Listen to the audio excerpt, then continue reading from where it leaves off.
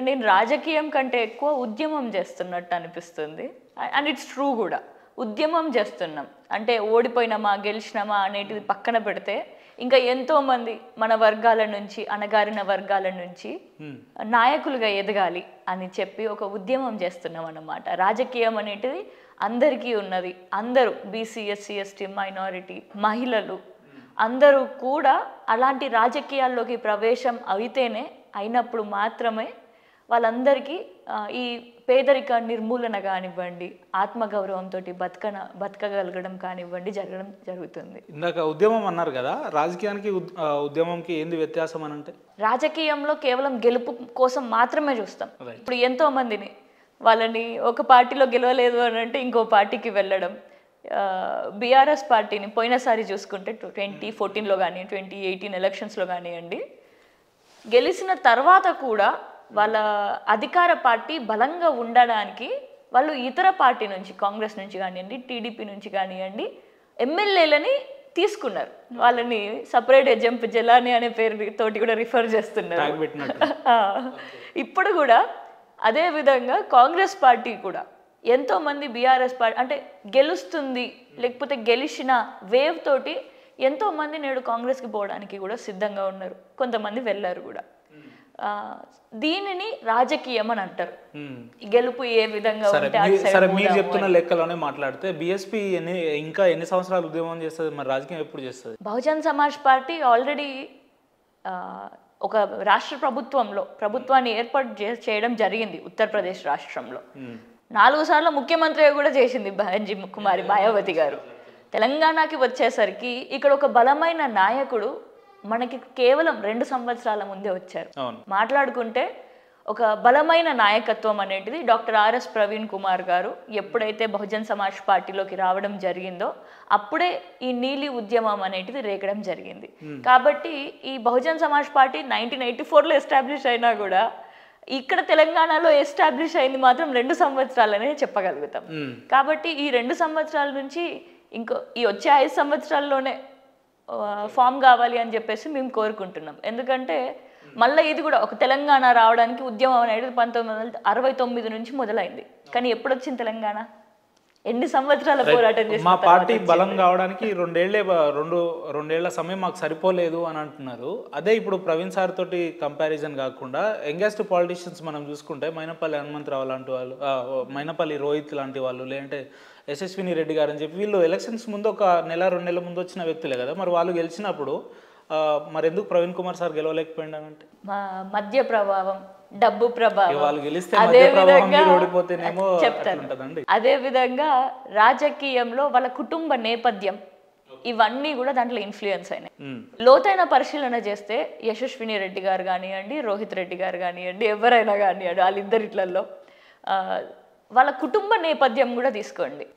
సర్పంచ్ల దగ్గర నుంచి మొదలు పెడితే this is an open secret. సర్పంచ్లు, ఎంపీటీసీలు, అటు దిక్కున్నటువంటి బీఆర్ఎస్ నాయకులు అందరినీ కూడా వాళ్ళకు ఒక ట్యాగ్ పెట్టేసి వాళ్ళందరినీ తీసుకోవడం జరిగింది వాళ్ళ పార్టీలోకి. అంటే 20 సంవత్సరాల నుంచి కొంతమంది బీఆర్ఎస్ పార్టీలో ఉన్నా కూడా, కొంతమంది 10 సంవత్సరాల నుంచి బీఆర్ఎస్ పార్టీలో ఉన్నా కూడా అలాంటి వాళ్ళు నేడు కాంగ్రెస్ పార్టీలోకి వెళ్ళడం జరిగింది వాళ్ళ దగ్గర. కాబట్టి అక్కడ వాళ్ళు ఎందుకు పోతున్నారు అని అంటే గెలుపు ఓటముల కోసం వాళ్ళు పార్టీలు మారి ఎన్నో విధాలుగా. కానీ మన బహుజన్ సమాజ్ పార్టీ వచ్చేసరికి ఇది గెలుపు ఓటమి గురించి కాదు, మన వాదాన్ని మనం బతికించుకుందాం అని చెప్పి పోరాటం చేసేది. ఈ పోరాటంలో మొన్ననే సుభాష్ చంద్రబోస్ గారి జయంతి జరిగింది. ఆయన స్లోగన్ నాకు గుర్తుకొస్తుంది actually, give me blood I will give you freedom అని అన్నారు. మన భారతదేశానికి స్వతంత్రం రావడానికి కూడా అట్లాంటి ఎన్నో పెద్ద ఉద్యమాలు జరిగినాయి. ఇప్పుడు మన తెలంగాణలో కూడా మన బహుజనవాదం గెలిపించుకోవడానికి అలాంటి ఉద్యమాలు చేయాలి. అట్లాంటి ఉద్యమాలు చేస్తున్నాం కూడా. ఆ ఉద్యమాలు ఎప్పుడైతే ఇప్పుడు బహుజనవాదం లేదని కాదు, తెలంగాణవాదం ఉంది అందరిలో. సేమ్ అదే విధంగా ఇప్పుడు కూడా గ్రౌండ్లో బహుజనవాదం అనేది ఉంది. కానీ ఆ బహుజన వాదానికి ఒక రాజకీయ రంగు వేసి అది ఓట్ల రూపకంగా మారడానికి మేము ప్రయత్నం చేస్తున్నాం. బీఎస్పీ బహుజనవాదాన్ని 100% అమలు చేస్తుందా, లేదంటే 100% కార్యాచరణలో పెడుతుందా ఈ వాదాన్ని? అంటే అవును, 100కి 100% ఒకసారి ఆలోచించి పాటిస్తున్నాం. 100% అమలు చేస్తుర్రా? 100% మేము బహుజన వాదానికి కట్టుబడి ఉన్న వాళ్ళం. ఎందుకంటున్నానంటే ఇప్పుడు ఓడిపోయినాం కావచ్చు, మరి ఓటమితోటి మేము కృంగిపోయి కృషించిపోయి వేరే పార్టీలకు మారినామా? రేవంత్ రెడ్డి గారే ఉన్నారు నేటి ముఖ్యమంత్రి. ఆయన టీడీపీ నుంచి కాంగ్రెస్ పార్టీలోకి రావడం జరిగింది. ఒక స్టేట్ ప్రెసిడెంట్ హోదాలో ఉండేటటువంటి వ్యక్తి. అట్లా రావద్దని కాదు. ఇప్పుడు మేము కూడా మరి ఇప్పుడు బీఎస్పీ నుంచి వేరే పార్టీలకు వెళ్ళొచ్చు కదా, ఎందుకు వెళ్ళట్లేదు? ఎందుకంటే రాజకీయం కాదు, రాజకీయం మాత్రమే ముఖ్యం కాదు. మేము ఎమ్మెల్యేలం అవుతామేమో, లేకపోతే మేము మంత్రులం అవుతామేమో, లేకపోతే ప్రవీణ్ కుమార్ సార్ వేరే పార్టీకి పోతే ఆయన ఒక మినిస్టర్ కూడా అవుతారేమో. కానీ ఒక వ్యక్తి మినిస్టర్ అయితే ఏమొస్తుంది, నేను ఎమ్మెల్యేనైతే ఏమొస్తుంది? కంటెస్ట్ చేసిన ఆ టైంలో మీకు ఆపర్చునిటీస్ వచ్చినాయా వేరే పార్టీ నుంచి ఏమైనా వచ్చినాయా అట్లా ఆఫర్లు? ఇప్పుడు కాదు, ఫ్రమ్ ద డే వన్ ఎంతో మందికి ఇలాంటి ఆఫర్స్ వస్తూనే ఉన్నాయి బీఎస్పీ పార్టీలో నుంచి. వెళ్ళిపోయి ఉంటే అయిపోయేది కదా, ఎందుకు ఎంతసేపు ఈ బహుజనవాదం అని చెప్పి ప్రజల కోసం కొట్లాడడం అని చెప్పి ఫీల్డ్లో ఉండి ఇదంతా ఎందుకు? వెళ్ళిపోయి ఉంటే ఈ పార్టీకి మీరు వెల్ సెటిల్ అవుతుండే కదా. మరి రన్నింగ్ ఒక ఉదాహరణ చెప్తాను. సీతక్క గారు ట్రైబల్ కమ్యూనిటీకి చెందినటువంటి వ్యక్తి, ఉద్యమాలు చేసినటువంటి వ్యక్తి. కానీ నేడు సీతక్క గారు ఆసిఫాబాద్లో కొత్తగూడెంలో ఒక జెడ్పీ చైర్మన్ గా ఒక ఎస్టీ బిడ్డని పెట్టాలి. కానీ ఇప్పుడు జెడ్పీ చైర్మన్ గా ఎస్టీ లేరు అక్కడ నుంచి ఎందుకు లేరు అని చెప్పేసి నేడు సీతక్క గారు మంత్రి కదా, పంచాయత్ శాఖకే కదా, మరి అక్కడ ఎస్టీగా ఒక బిడ్డని పెట్టాలి జెడ్పీ చైర్మన్ గా అని చెప్పి ఇప్పటి వరకు ఎందుకు ఆదేశాలు జారీ చేయలేదు? ఎందుకంటే తన దగ్గర ట్రూ పవర్ లేదు. ఒక మినిస్టర్ అయినా కూడా తన దగ్గర పవర్ లేదు. నేడు ఈ బిడ్డ కూడా వేరే పార్టీల నుంచి ఒకవేళ ఎమ్మెల్యే కానీ మంత్రి కానీ ఏదైనా అవ్వనియండి, లేకపోతే ప్రవీణ్ కుమార్ సరే కానివ్వండి, మన వర్గాల వాళ్ళకి మనం న్యాయం చేయగలుగుతామా? నేడు మా పెద్దపల్లి నియోజకవర్గంలో కూనారం గ్రామం ఉంది. దాంట్లో 200 ఎకరాల భూమి 200 రైతన్నలకి పోవాలి, కుటుంబాలకి పోవాలి, 200 కుటుంబాలకి. కానీ నేడు ఏ ఎమ్మెల్యే వచ్చైనా ఆ పని చేయగలుగుతున్నాడా? ఆ బీసీ ఎస్సీ ఎస్టీ మైనారిటీకి చెందవలసిన భూములు వాళ్ళకి ఇస్తున్నారా? లేదు. నేడు ఆ కూనారం గ్రామంలోకి చెందిన భూములన్నీ కూడా దొరల చేతనే ఉన్నాయి. నేడు మళ్ళా గదే దొరలు పాలిస్తున్నారు కాబట్టి అదే పాలనలో ఈ రైతన్నలకి న్యాయం జరగట్లేదు. అదే పార్టీకి నేను కూడా పోతే మళ్ళీ దొరల రాజ్యంలోకి నేను పోతే మా బిడ్డలకు నేనేం చేయగలుగుతాను? బీఎస్పీలో దొరల రాజ్యం బరాబర్ లేదు. రెడ్లు ఉన్నారు కావచ్చు, రెడ్లు ఉన్నారు, అందరు ఉన్నారు, కానీ దొరల రాజ్యం లేదు. అందరం కూడా ఆత్మగౌరవంతో బతికే వాళ్ళమే. ఏదో నామమాత్రానికే ఆర్ఎస్ ప్రవీణ్ కుమార్ సార్ ఈ పార్టీని నడిపిస్తున్నప్పటికీ బీఎస్పీలో రెడ్ల రాజ్యమే నడుస్తుంది, వాళ్ళు చెప్పింది వాళ్ళ ఆధిపత్యం ఎక్కువ ఉంటుంది అని చెప్పి బయట మాట్లాడుతుంటారు. మ్యామ్ ఎంతవరకు కరెక్ట్ అది? అది it's a false information and it's rumour కూడా. అది కూడా రూమర్స్ అన్నిటిని ఎప్పుడు కూడా పట్టించుకోవద్దు. ఫాల్స్ ఇన్ఫర్మేషన్స్ అని ఏముండవు, ఏదన్నా నిప్పులేందే పొగరాదు కదా, ఇది కూడా అంతే అనుకోవాలి మనం. ఇవన్నీ రూమర్స్ అన్న. ఎందుకంటే రెడ్లు లేనిది ప్రవీణ్ కుమార్ సార్ అని అంటే అసలు ఆయన సెక్రటరీగా ఉన్నప్పుడు మరి ఎంతో మందికి కాంట్రాక్ట్లు ఇవ్వడం జరిగింది. ఎవరికి ఇచ్చిండు? రెడ్లకి ఇచ్చిండా? లేదు. మళ్ళీ లేనోళ్ళకి ఇచ్చిండు. ఉన్నోళ్ళ కంపెనీలు వెల్ ఎస్టాబ్లిష్డ్ వాళ్ళకి ఇచ్చిల్లా? లేదు. పూటకి తిండి కూడా దొరకని వాళ్ళకి అలాంటి వాళ్ళని తీసుకొచ్చి వాళ్ళకి అది కూడా పూర్వ విద్యార్థులకే, ఎంతో మందికి దాంట్లో చదువుకున్న విద్యార్థులకే అక్కడుండే బిడ్డల గోసలు తెలుసు కాబట్టి వాళ్ళ చేతిలోకి కాంట్రాక్ట్లు ఇవ్వడం జరిగింది. ఈయన ఎప్పుడు కూడా ఒక రెడ్ల చేతనో దొరల చేతనో కాదు, అసలు ఏ ఒక్క మనిషి చేతిలో కూడా ఈయన ఉండడు. ఈయన why can't we become the leaders అని బయటికి వచ్చిన వ్యక్తి నేడు ఇంకొకరి దగ్గర ఏ విధంగా ఉండగలుగుతారని అనుకుంటున్నారు? కాబట్టి ఆయన ఎప్పుడైనా కూడా ఒక సింహం లెక్క గర్జించేటటువంటి వ్యక్తి. ఇప్పటికీ ప్రవీణ్ కుమార్ సార్ బాగా పొడుతున్నారు మీరు, ఎందుకు? రాజకీయ భవిష్యత్తు కోసమా? రాజకీయ భవిష్యత్తు కోసం అయ్యేది ఉంటే మళ్ళా బీఎస్పీ ఇప్పుడు లేదు, ప్రభుత్వంలో లేదు, ఒక్క ఎమ్మెల్యే కూడా రాలేదు. ఒక్క ఎమ్మెల్యే సీటు కూడా రాకుండా నేను బీఎస్పీలోనే ఉంటూ ఎందుకు కొనసాగుతున్నాను? రాజకీయ భవిష్యత్తు కోసం అనుకుంటున్నారా? లేదు, బహుజన ఉద్యమం కోసం. కాబట్టి ఒక వ్యక్తిని పొగడాల్సిన అవసరం నాకు లేదు, కానీ అక్కడ నిజాన్ని మనం చెప్పాలి. డాక్టర్ బిఆర్ అంబేద్కర్ గారి గురించి, మహాత్మా జ్యోతిబా ఫులే గారి గురించి మనం ఎంత గొప్పగా గర్వంగా ఫీల్ అవుతామో, నా వర్గాల నుంచి ఒక బిడ్డ నేడు అట్లాంటి వ్యక్తి, అలాంటి మహనీయుడు ఫూలే అంబేద్కర్ లెక్క నేటి తరానికి డాక్టర్ ఆర్ఎస్ ప్రవీణ్ కుమార్ గారు అలాంటి మహనీయుడు నాకు. మరి అట్లాంటి ఒక గాడ్ ఫాదర్ లెక్క నేను ట్రీట్ చేస్తాను.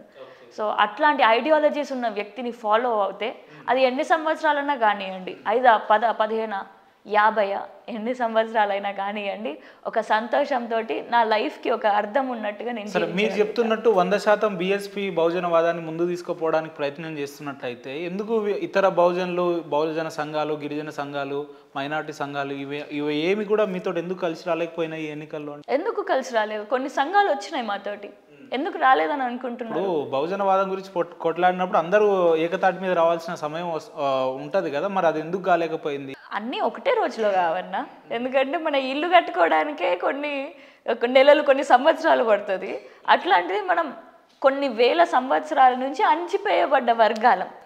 మనము రాజ్యాన్ని ఏలాలని అంటే అది ఒక రోజో ఒక నెలనో ఒక సంవత్సరంలోనో వచ్చే విషయం కాదు.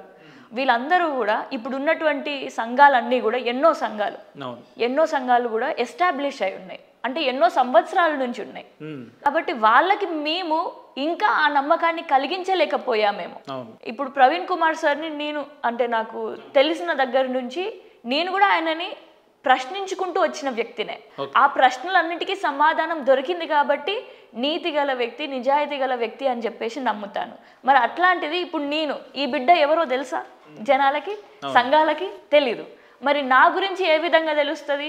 నేను పోరాటం చేసినప్పుడు ఆ పోరాటం 1 సంవత్సరమో 2 సంవత్సరాలు కాదు, ఎంత కింది స్థాయికి దిగజారిపోయినా కూడా, ఎంత లోతైన స్థాయికి నన్ను నెట్టేసినా కూడా నేను అదే వాదానికి కట్టుబడినప్పుడు మాత్రమే నా రక్తంలో ఉండేది బహుజనవాదం అని తెలుస్తుంది. కాబట్టి ఇక్కడ నేను ఆ సంఘాలకి తెలియజేయగలగాలి నేను కొట్లాడేది మన కోసమే అని చెప్పి. ఆ విధంగా ఈ 2 సంవత్సరాలలో మేము చేయగలిగేది చేశాము. మమ్మల్ని నమ్మి కొంతమంది ఎన్నో సంఘాలు కూడా మాతోటి మద్దతు పలకడం జరిగింది. ఈ గౌడ సంఘం పలికింది, ఒక గౌడ సంఘం. అదేవిధంగా మన తీన్మార్ మల్లన్న గారి సంఘం కూడా పోయిన ఎన్నికల్లో నాకు పెద్దపల్లి నియోజకవర్గం నుంచి నాకు పలకడం జరిగింది. అవి కొన్ని ఎంప్లాయీస్ అసోసియేషన్స్ కూడా నాకు మద్దతు పలకడం జరిగింది. అవి చిన్నవే కావచ్చు, అది ఏ స్థాయి సంఘం అయినా కానివ్వండి. ఒక సంఘం మనకి వెనకాల నుంచి ధైర్యం చెప్పుతుంది అని అంటే ఖచ్చితంగా నన్ను నమ్మి వచ్చిన వాళ్ళే. ఈ 2 సంవత్సరాల ప్రయత్నం, ఆ ఫలితాలే, ఆ శ్రమనే వీళ్ళు నాకు. ఎందుకు పెద్దపల్లి ప్రజలు దాసరి ఉషా గారిని తిరస్కరించారు అని అంటే, మీరు కూడా అక్కడ స్థానికంగా ఎన్నో ఏళ్ళుగా పోరాటం చేస్తున్నారు కదా, మరి మిమ్మల్ని ఎందుకు తిరస్కరించారు? కేవలం నాకు తెలిసి ఒక 5% ఓటింగ్ కూడా రాలేదు మీకు. అంటే అది ఓకే, అంతవరకు వచ్చింది, ఎందుకు మిగతా ఓట్లను మీరు తీసుకురావడంలో విఫలమయ్యారు అంటే ఏం చెప్తున్నారు? ప్రజల్లో నేను ఇంకా వాళ్ళకి నమ్మకం కలిగించేది ఇంకా మిగిలి ఉంది. ఇంకొకటి, బహుజన వాదం అనేటిది ఉట్టిముచ్చట కాదు. తెలంగాణ ఉద్యమం టైంలోనే కేసీఆర్ గారు తెలంగాణ భవన్ కట్టిండు. ఆయనకు ఫండ్స్ ఎక్కడి నుంచి వచ్చినాయి? ఏ కాంట్రాక్టర్లను పోయి అడిగిండు? కానీ నేడు బహుజన ఉద్యమం కోసం ఎక్కడైనా కూడా ఫండ్స్ కావాలి. ఒక ఉద్యమం ముందుకెళ్ళాలని అంటే అది పీపుల్ డొనేషనే కానివ్వండి, గవర్నమెంట్ ఎంప్లాయీస్ డొనేషన్ కానివ్వండి, ఎవరి డొనేషన్ అయినా కానివ్వండి. సో అలాంటి ఫండ్స్ సేకరణ కూడా కావాలి మనకి. కాబట్టి ఈ బహుజన ఉద్యమం అనేటిది అట్లాంటి కంపెనీ ఓనర్ల చేతనో లేకపోతే బడా బాబుల చేతనో రన్ అయ్యేది కాదు. ఇవన్నీ కూడా కూలీ చేసుకునేటోళ్ళు, అంటే కార్మికులు, రైతన్నలు, గుడిసెళ్లలో ఉండేటోళ్ళు, ఆ విధంగా లారీ డ్రైవర్లు, ఆటో డ్రైవర్లు, ఈ విధంగా పనిచేసుకునే శ్రమజీవుల పార్టీ ఇది బహుజన పార్టీ. సో సడన్గా మనకి ఒక రైతన్న సహజంగా చూస్తే కౌలు రైతులు వాళ్ళందరూ కూడా, శ్రమజీవులందరూ కూడా ఒక దొర దగ్గర ఒక భూమి ఉంటే ఆ భూమిలో పనిచేసేటోళ్ళు. సో ఆల్రెడీ ఫైనాన్షియల్గా వాళ్ళందరూ కూడా కనెక్ట్ అయి ఉన్నారు ఆ దొరల దగ్గర. కాబట్టి ఆ ఫైనాన్షియల్గా కనెక్ట్ అయి ఉన్న వాళ్ళు నేడు బహుజన ఉద్యమం ఎత్తినామని చెప్పేసి సడన్గా రమ్మంటే, ఒకవేళ సక్సెస్ కాకపోతే వీళ్ళ కుటుంబ ఆర్థిక పరిస్థితి ఏ విధంగా ఉంటుంది, వాళ్ళ పిల్లల పరిస్థితి ఏ విధంగా ఉంటుంది అని ఆలోచించుతారు.